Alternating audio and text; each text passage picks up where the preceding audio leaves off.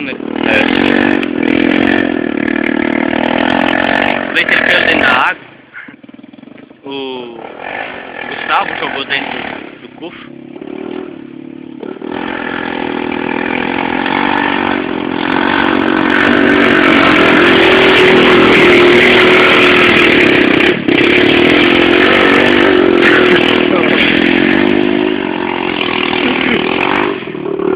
É que você muito.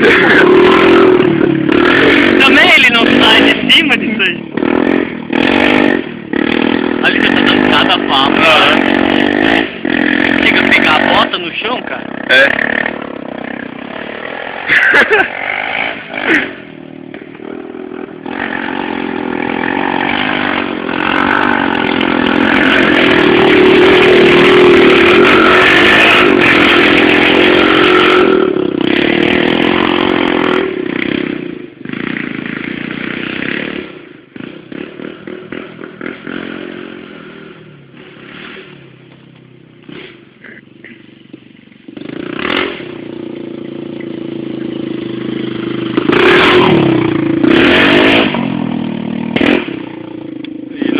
Cair ainda.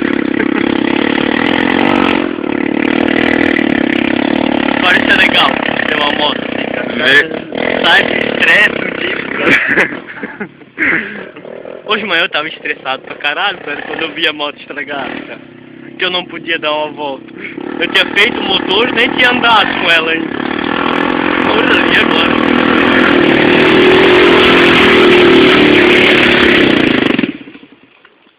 Opa.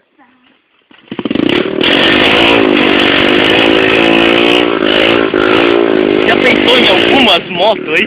Já pensou? Meu Deus. Cada um com uma. É.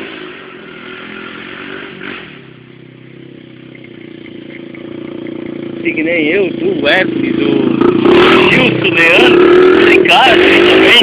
É. Meu, nós tudo correndo. O Marcelo não ia ter, o Marcelo só ia filmar. Quase caiu fora. É. Uma dá de ver, cara, tem força que vai goelar de primeira e por segundo ela não frouxa, cara? Aqui pra cima, assim. É, não, é por causa da relação, né, cara? A relação tá muita coisa.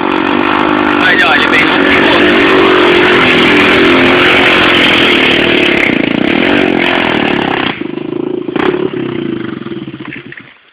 Esse piá é retardado.